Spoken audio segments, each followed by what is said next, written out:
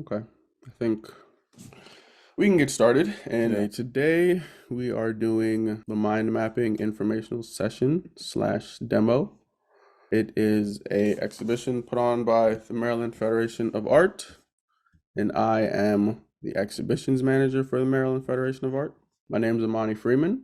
The purpose of this exhibition is it's a conceptual exhibition, first of its kind. We are encouraging artists kind of to work outside of what they're comfortable with, to try new things, and hopefully by the end of this Zoom, you'll better understand what it is we're expecting from you all as artists and what we expect this exhibition to entail. So, what is mind mapping? Mind mapping is, in and of itself, an art form. It's an art form in the sense that it requires introspection. It requires the ability to understand that the mind works as a collective of unique pieces that all can coalesce, come together, and work together to form a whole. Everyone's mind map should be different. No two minds are the same, of course. No two people are the same. No two ways that we think about problems, situations, and life are the same. So just understand the unique nature of this exhibition and this art opportunity that we really want you to kind of tap into your uniqueness as an artist and your mental processes when thinking about the pieces that you're going to be making. What are these unique pieces? As I mentioned, everyone's pieces will be different. For the purpose of this exhibition and for simplicity's sake, we're going to focus on three unique pieces. We're going to focus on thoughts, emotions, and memories. Now, how do thoughts kind of play into what a mind map may be?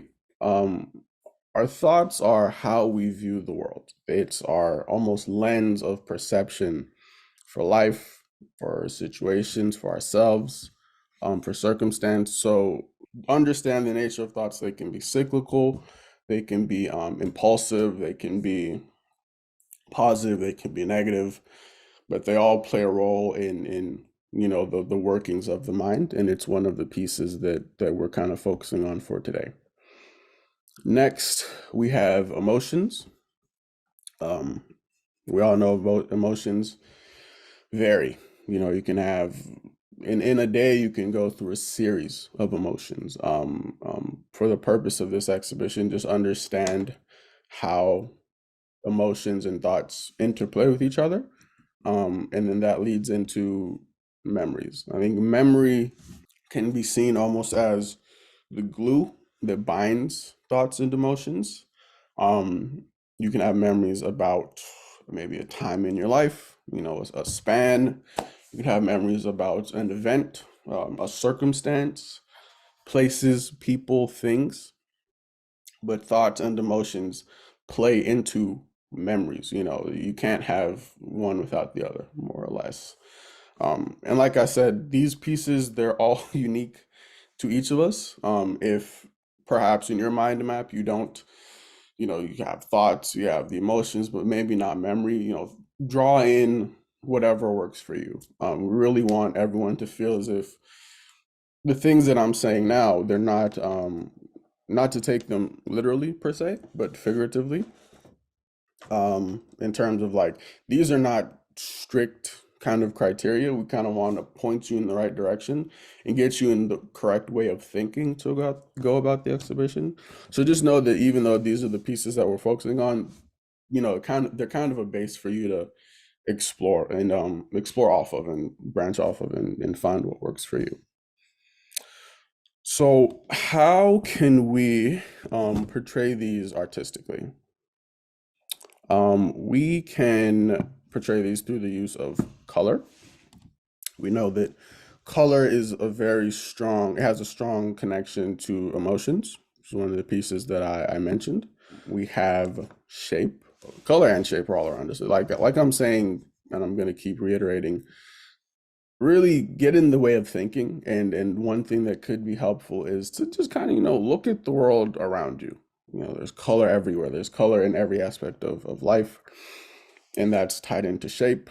We have geometric shapes, which evoke different emotions, kind of the harshness of sharp edges, the smooth kind of comfort of a more rounder, curvaceous edge.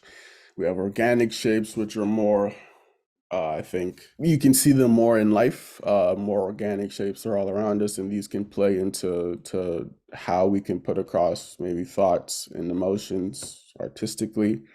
We have composition, which is another thing that's really all around us. I think life is one large composition, more or less. Um, and within our minds, we compose different frameworks to think of different things. So, like I'm saying, and I'll keep saying, just get in the habit for this exhibition of thinking of these different elements of design and contributing them to your mental processing, your mental frameworks. Because if you really think hard enough, you can see color, shape, and composition, and you can understand how that can make up your mind map. Like I said, there's different ways to portray anything. If your pieces are not the pieces that we touched on before, and they're different, that's fine. And your way of portraying them will be different. Example, if you have someone who works in, say, metals, maybe color will not be, something that you can key into, but find something else that works for you. Shape and composition, I think those are pretty broad, but more or less, I want you all to know that these aren't strict. We want you to find what works for you. And hopefully by the end, you'll understand the way of thinking required to kind of go about making your mind map. So we're going to go into analyzing some art. Like I said earlier, don't take one of the pieces that I'll be analyzing literally in terms of, don't think that because I'm showing these types of pieces, that's what we're expecting you to produce. More so take the analysis figuratively and kind of just keep what I'm saying in the back of your mind when you're thinking about going about your piece.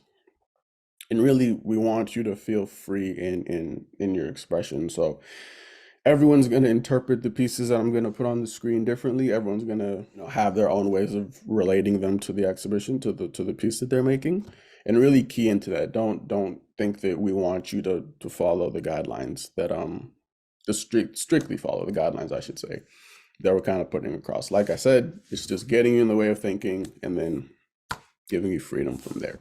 We'll get into the first piece of work. This work is called Unstable Composition by an artist called Vasily Kandinsky. I think this piece focuses on a lot of the elements that I touched on. For me, I see, like I said, everyone's interpretation should be different. That's the beauty of this exhibition. We really want everyone's piece to say something unique about them, to how they perceive and understand different things. So for me, I see texture in the background. He uses a medium that almost resembles a landscape. I see different concentrations of color. Some shades are darker, some are lighter. They still exist next to each other. And I see the background it's almost breathing, it's almost alive. I could see that being a piece in and of itself. And I think if we can relate that to the mind, we can say, the unconscious mind is in the background. It's breathing, it's alive. There's different, aspects that exist next to each other. And that's one way of looking at it. That's one way that I can relate it to my thoughts, And then when you look at the composition, you go to the inner working, the circles, the cyclical nature of thoughts, how they can repeat, but they're still different. They're different iterations. So the artist here uses color. You have this red section, which color can relate to emotion. Maybe at that point in his life, he was going through a harder stage. So use red, which is not a color that can evoke feelings of perhaps struggle, perhaps danger, perhaps a lack of cohesion. But then that transitions, into this orange, which has different shapes and different colors. So as you can see, there's different ways to kind of link the aspects that we've mentioned. It's kind of up to you as an artist, as a creative, to find those ways. Like we said, it's not strict in terms of you need to find how color, composition, and shape work within your piece, but you need to find how elements of a mind map connect to each other, because it's all connected. So following on, we have this orange slice of almost a pie. You have a smaller sliver that can mean something to everyone, and then that transitions into this white. The white is the largest piece. It can be seen as maybe a transition into hope. It went from bad to okay to now it's getting better. So really try to think of how the color in the piece will speak to the viewer, how it speaks to you, the composition, the texture. All those elements are important when thinking of going about your piece. So next we have another piece by Vasily Karinsky. This piece is entitled Composition. In this one, he uses an interesting mix of restrictive and expressive media. I think it really illuminates the nature of life, almost in a sense, how things are, they flow. There's boundaries that we have maybe in our mind, limitations that sometimes they bleed into each other, So if you look at the color in this area, the red bleeds into the yellow a bit. Over here, you can see another example, but you also have these very strict, thick black lines indicating almost demarcations of, what should be here. So that can tie into composition. The nature of the media as well can evoke a certain sense of texture. You can see the intensity of the colors at certain stages, they vary. Example, this purple here, that's a very light purple, transitions to a very dark to kind of a mid-tone, so understanding how color can affect texture, how that can also relate to emotion is important. This is another piece by Mr. Kadinsky where I think he captures that well. Next, we have a piece that I actually made during quarantine, so 4 years ago. This piece, and like I said earlier, it brings circumstance into how I formed my mental map. So just another example of how it doesn't have to be the three pieces that we mentioned. It can be pieces that just make sense to you at the time. So at the time we were in quarantine, and it's entitled Bubble, because we all kind of existed in our own bubbles, in our own houses, and going outside was seen as was a sense of danger. So that's why I used a lot of red, to indicate like, oh, just to bring up that emotion, And then there's composition, how it's almost there's parts that intersect, you have this section that intersects, and then this is almost intersects. And I think that at that point in our life, we're trying to find kind of like the balance. Well, for me personally, that's why every piece will speak to you differently, and every piece will have a different interpretation to the person that's interpreting it. But to me, I was seeing it as, there's a balance between the danger and almost the safety of your home, which is why I used the dark blue, which is almost, it was comforting against, the loud reds and the sweeping lines, and, the yellows, which can indicate, there's senses of hope here and there. And I think for me, looking back on it as a mind map, I can see how the different elements that I discussed earlier kind of come into play in this piece. And we know that due to the conceptual nature of the show, it'll lend itself to abstraction to a certain sense, but it can also be very representational. It's really a matter of how you interpret your mind map. I think hopefully stemming from this presentation, you all will kind of understand better what that will mean to you. But in 2020, that's what it meant to me. Next, we have a piece by Keith Haring. The purpose of this is not to tell you guys exactly what to do. It's, like I said, to point you in the right direction, and then that you can figure out the rest for yourself. We want you to fill that gap that we leave by having some ambiguity. But this piece puts across a message, which can be a part of your mind map. I think messages within art, they can be very direct, they can be indirect, they can be implied. But how you interpret that and how you portray that is up to you, and how the viewer sees it and interprets it and perceives it is up to them. So just keep that in mind when going about your piece. But for this specifically, I think this piece encapsulates really well kind of the way of thinking that we want you to have in this exhibition, which is you have your normal state, and then you pushed yourself to your ceiling. You broke through that ceiling, which is a second state. Okay. And you push through the ceiling again, and you haven't fallen out yet. So try to push again and just push yourselves outside of the normal box, literally, that we normally land to put ourselves in when we're comfortable, when we're familiar. There's comfortability and familiarity, and that's fine. But, I think this piece really shows you, and it emphasizes, literally emphasizes that push yourself, and you never know what could come from it. But in terms of this exhibition, we hope that it'll be something positive that comes from it, and from you realizing that, yeah, you can push past the boundaries that you normally find yourselves in, and you'll be okay. Next, we have a piece by one of our very own members, Miss Renee Sandell. I think it encapsulates a lot of the elements that I've mentioned thus far. It has shape, it has composition, it uses color, it puts across a message directly, and then almost, indirectly as well. You can see that there's the media itself, I wouldn't say is textured per se, but the way that she composes it lends itself to almost a landscape in a sense, where it can form texture.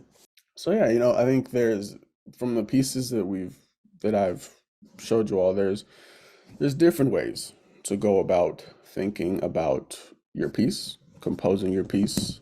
Really, we want everyone to feel like they can genuinely give this a go, and not to get caught up in, what if you make a mistake? What if the piece isn't indicative of what you think we're looking for?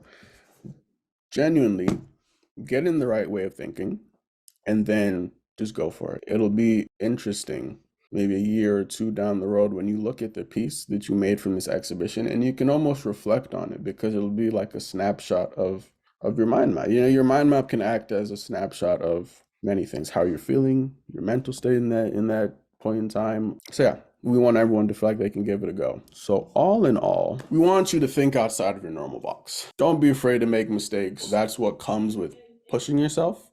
I think if you're genuinely pushing yourself and trying new things, there should be an element of, I might fail, but that's okay. Embrace how your work turns out. If there's a mistake, quote unquote, that you made at a certain point, or maybe it's not what you expected the work to turn out to be, understand that it turned out that way for a reason. It was intended to turn out that way. And, that's okay. I think we're also going to incorporate, this is tentative, but we want to incorporate a system of, when you submit your work, you can submit almost a statement explaining your work, explaining if there's a meaning behind your work, if there's a message, almost like explaining your reasoning behind what went into the work. So understand that we really want you to express yourselves. We understand we're asking you to push yourselves. We're not expecting perfection, but we're excited to see what that way of thinking can produce from creatives. And all in all, I think it'll be beneficial for us as an organization, and for you all to form this way of thinking. And you can carry it outside of this exhibition as well, and relate it to other aspects of your artistry. So that is all that I have formally. Now, Q&A, we're slated to be done at 2. I will stay here as long as you all ask me questions. I really want it to be a dialogue between us both. If anyone has questions, please feel free.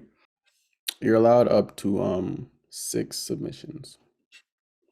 Will there be size restrictions? So it's online, so no.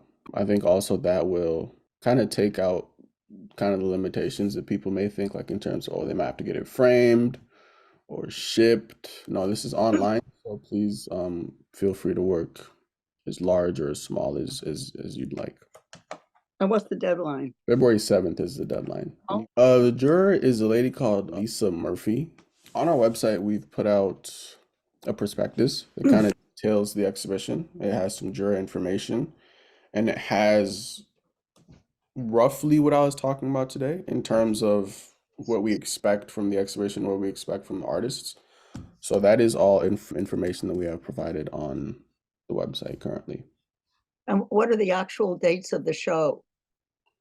The show is up from, it starts on April 15th and it goes until May 31st.